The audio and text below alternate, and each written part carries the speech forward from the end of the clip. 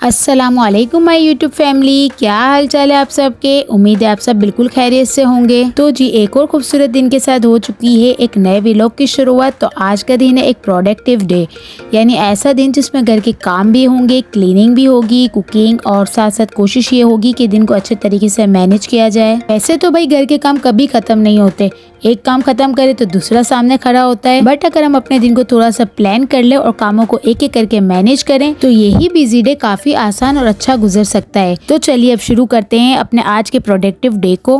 और आज के मेरे व्लॉग की शुरुआत हो रही है सुबह तकरीबन 9 बजे के करीब। इस वक्त मेरे बच्चे भी जा चुके हैं और हस्बैंड भी रेडी हो रहे हैं ऑफिस के लिए। तो बस मैंने सोचा कि नींद तो अब आने वाली नहीं है, सो बस आहिस्ता आहिस्ता से घर की क्लीनिंग शुरू कर देती हूँ। अच्छा, आजकल मौसम बड़ा ठंडा ठंडा हो रहा है, तो भाई मेरी तो ब्लैंकेट्स बाहर आ गई थी क्योंकि मुझे तो काफ़ी ठंड लगती है। अच्छा, जो हमारे डेली रूटीन के काम होते हैं इसमें सबसे पहले मैं बेड सेट करने का काम स्टार्ट करती हूँ, क्योंकि बेड सेट करना मेरी मोस्ट फेवरेट हैबिट में से एक है। अगर बेड प्रॉपरली सेट ना हो ना तो मुझे रूम भी अच्छा नहीं लगता। इसलिए सुबह उठने के बाद मेरी कोशिश होती है कि सबसे पहले बेड को प्रॉपरली सेट कर लूँ, क्योंकि इसके बाद 80% तो हमारा रूम ऑलरेडी क्लीन हो जाता है। इसे बेड क्लीन करने में तकरीबन 5 से 10 मिनट लगते हैं, लेकिन इसके साथ हमारे रूम का आधे से ज़्यादा काम निमट जाता है। अच्छा, हम होम मेकर्स के लिए ये ज़रूरी नहीं कि हम हर चीज़ को एक ही वक्त में करें। अगर हम छोटे छोटे टास्क को अपनी डेली रूटीन में इंक्लूड कर लें तो घर को मेंटेन करना काफ़ी इजी हो जाता है। और ये एक छोटी सी हैबिट है, लेकिन रूम को इंस्टेंटली ऑर्गेनाइज लुक देने के साथ साथ आपकी मॉर्निंग को भी एक अच्छी बिगिनिंग देती है। और यहाँ रूम क्लीन करने के बाद मैंने वॉशिंग मशीन भी स्टार्ट कर दी थी, ताकि मेरे जब तक दूसरे काम भी मैं निपटाती रहूँ तो इसी दौरान कपड़े भी वॉश हो जाए। और यहाँ मैंने सोफ़े की क्लीनिंग भी स्टार्ट कर ली थी। एंड ऑब्वियसली हम लोग डेली बेसिस पर तो सोफ़े कवर्स को वॉश नहीं कर सकते, सो बस मैं इसको गीले टॉवल से ना अच्छे तरीके से पोंछ लेती हूँ, तो ये काफ़ी नीट एंड क्लीन हो जाते हैं। और जाहिर सी बात है, बच्चों वाला घर है तो सोफ़े काफ़ी गंदे भी हो जाते हैं। और बस 5 मिनट की क्लीनिंग से मेरे सोफ़े कवर्स इतने साफ़ हो गए थे। अच्छा, यहाँ ना मैं एक बात कहना चाहूँगी कि प्रोडक्टिव डे का ये मतलब नहीं होता कि हम बस पूरा दिन काम ही करते रहें, बल्कि मेरे ख्याल में एक प्रोडक्टिव डे वो होता है जिसमें हम अपने ज़रूरी काम भी आराम से मैनेज करें और साथ साथ अपने लिए छोटे मोटे पीसफुल मोमेंट भी निकालें।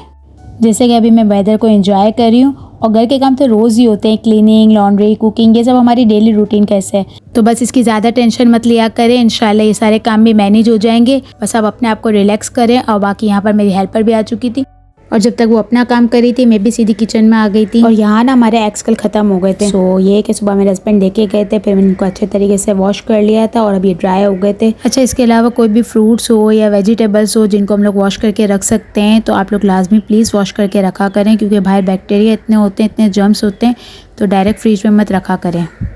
और बस यहाँ पर मेरी आहिस्ता आहिस्ता कुकिंग भी स्टार्ट हो गई थी। और आज मैं खाने में बना रही हूँ गोश्त आलू का सालन। और वैसे दोपहर में तो बच्चों की फरमाइश है कि जो शामी कबाब रखी हुई है ना उनको फ्राई कर दें हमें, तो उनको बर्गर के साथ खानी है। तो वो कह के गए थे कि मम्मा दोपहर में हम लोग यही खाएंगे, तो बस ये रात के लिए मैं सालन बना रही हूँ।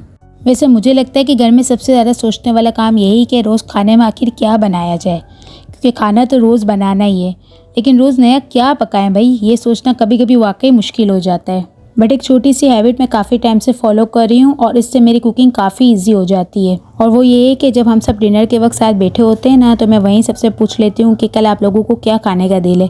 और इसका सबसे बड़ा फ़ायदा ये होता है कि मुझे नेक्स्ट डे सुबह उठकर ये नहीं सोचना पड़ता कि आज खाने में क्या बनेगा। और इत्तेफाकन ऐसा होता है कि कभी कोई चीज़ ना भी हुई तो मैं रात से ही वो मंगवा के रख लेती हूँ। और आप लोग भी ये छोटी सी हैबिट ट्राई करके ज़रूर देखिएगा। खास तौर पर अगर रोज़ ये सोचने में आपका टाइम ज़ाया हो जाता है कि भाई आज खाने में क्या बनाए, तो ज़रूर आप लोग ये हैबिट ट्राई कीजिए।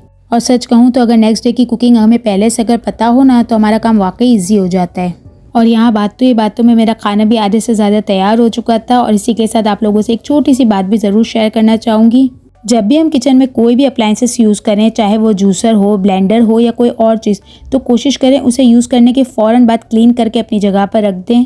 क्योंकि अक्सर हम लोग ये सोच कर इसे साफ़ करना छोड़ देते हैं कि चलो बाद में कर देंगे, लेकिन फिर बाद में रहते उस पर इतनी गंदगी आ जाती है कि उसको क्लीन करना मुश्किल हो जाता है। इसलिए कोशिश करा करें कि जब भी कोई चीज़ आप लोग यूज़ करें ना, तो उसे उसी टाइम क्लीन करके अपनी जगह पे रखें, ताकि इससे ये होता है कि एक्स्ट्रा काम भी हमारे जमा नहीं होते और हमारा किचन भी नीट एंड क्लीन लगता है। और बस इसी तरह काम करते करते दिन के काफ़ी सारे काम निमट गए थे। और इसीलिए मुझे लगता है कि घर के कामों में सबसे अच्छी बात यह है कि अगर हम हर काम को वक्त पे थोड़ा थोड़ा मैनेज करते जाए ना, तो काम कोई भी मुश्किल नहीं होता। अच्छा, घर के काम तो हमारी डेली रूटीन का हिस्सा है और ये काम तो कभी ख़त्म होने वाले नहीं है। एक कंप्लीट करो तो दूसरा आ जाता है। लेकिन इन सब कामों के साथ साथ हमें अपने लिए भी थोड़ा सा वक्त ज़रूर निकालना चाहिए। मतलब मी टाइम ऐसा नहीं कि आप लोग सब काम छोड़ छाड़ के बैठ जाएँ, सिर्फ अगर आपके पास 10 से 15 मिनट भी है ना तो ये भी काफ़ी है। तो बस अपनी डेली रूटीन में लाजमी अपने लिए ज़रूर टाइम निकालें। और इसी के साथ मैं अपनी वीडियो को एंड करती हूँ। अगर आपने अभी तक मेरे चैनल को सब्सक्राइब नहीं किया तो प्लीज़ मेरे चैनल को सब्सक्राइब करें, वीडियो को लाइक करें और प्यारे प्यारे से अच्छे से कमेंट करें, क्योंकि आपके कमेंट मुझे काफ़ी मोटिवेट करते हैं।